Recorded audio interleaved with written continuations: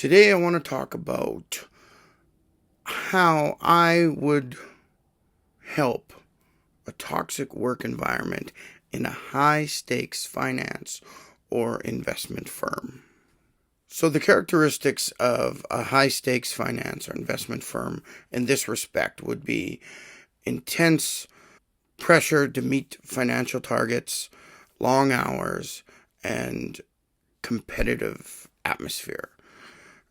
Some of the risk factors in this organization might be overemphasis on results, tolerance for aggressive behavior, burnout due to excessive workloads, things like that. I always talk about how when people get jobs, they get jobs to make money. We're trading our time for money, and that's why we get a job. So we got to make good money for that time. And a high stakes finance or investment firm gives us the ability to make a lot more money. So what is really needed in this environment? I would have to say sales and lead generation training. This is something, it should be done almost daily, at least weekly, for all your salespeople, for all your finance advisors, right? They should be getting training all the time. Your best advisors should constantly be training and giving tips and tricks to all the other employees, all the other salespeople, because that's essentially what you are. You're selling a finance product to someone who has a lot of money, and this is their savings, this is their life savings. So you have to be good at it. And sales and lead generation training, I think, is number one. That's the first thing I would implement. Is there a proper training program for these two things? Because you need your employees to be able to make a sale and to find sales. A lot of organizations, they have to find their own leads. So teaching this is important. Now, if you have an amazing lead team that's creating leads, then you're training separately. You got two groups of people. You got the sales team and you got the lead generation team. So they're doing two jobs. But if they have to combine it, they have to find their own leads.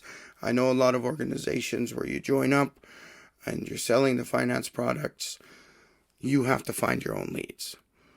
And this is where a lot of people fail in these sorts of industries, because they don't know how to get the leads. And when they do get the leads, they haven't been trained on how to properly sell the products. So that rolls into the next thing I want to talk, or what I would do. I would make sure that all my sales team have a proper short-term training base pay, right? For the next 3 months, 6 months, while they're training. You want to pay them a decent wage that they're going to be able to survive without making sales. Because unless they are an amazing salesperson that you brought over from a different company, they're not going to be very good. They're going to be terrible. They're going to have just terrible work days. They're going to be demoralized, right? So you need to keep them happy and spend the time training them. This is the intense training period.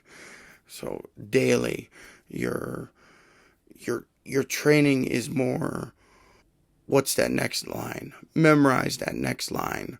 How would you say that? Can you change the inflection in your voice? These sorts of training. This is the intense training.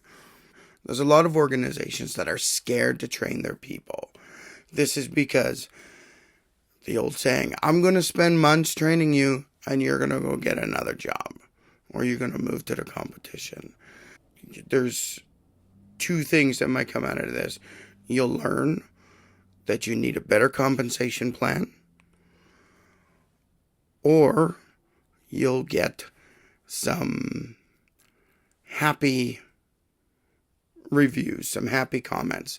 When this person leaves your organization, they're going to go to the new organization and say, they had amazing training.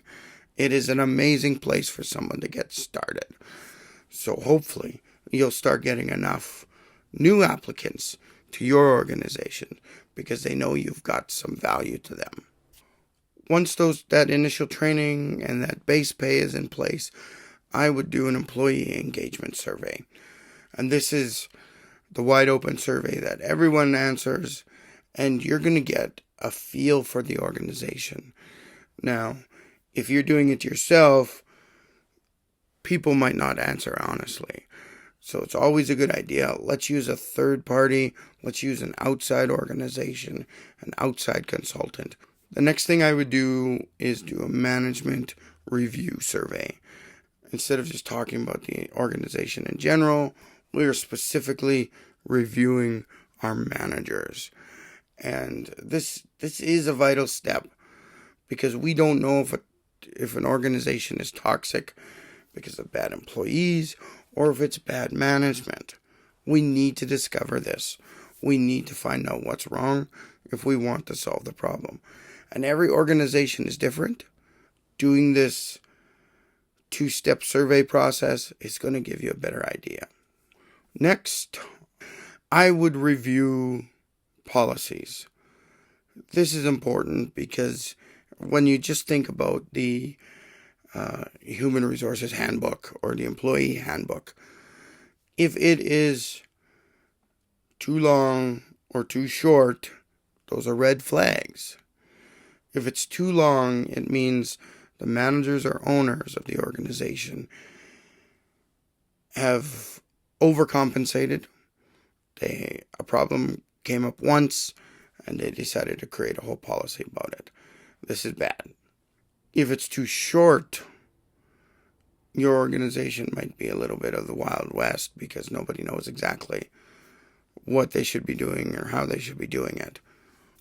So a good employee handbook is going to be probably 5 to 10 pages.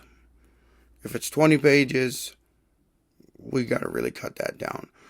If you're a toxic organization and people start talking union, the first thing they're going to look at is that employee handbook, and that is their starting point for negotiations. So you need to make sure that's short and sweet.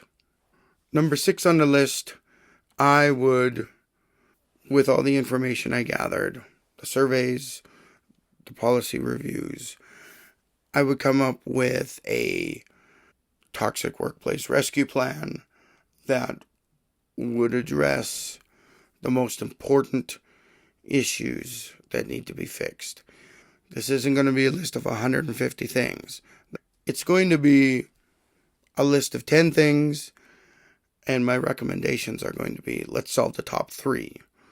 Because the top 3 might retroactively solve issues lower on the list.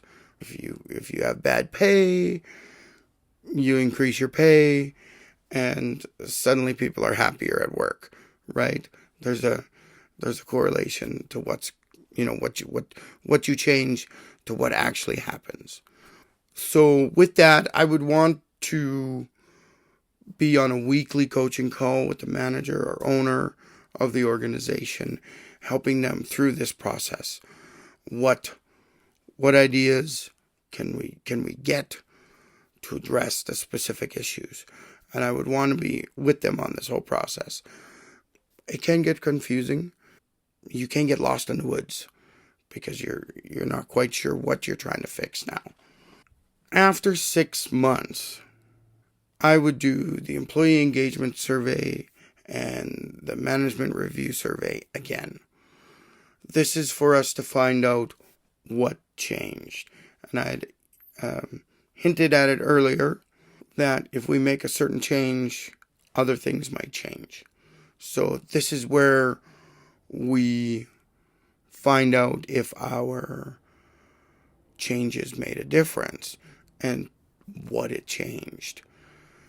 And at that point, we would again do another plan and say, here's the next 3 things after the 6-month period. So fixing a toxic workplace can be time consuming. But if you start working on it right away, you're going to get through it sooner. If you are an employee, a manager, or an owner, and you're experiencing a toxic workplace, I invite you to join my new toxic workplace support community, and the link will be in the description. And this is a great starting point.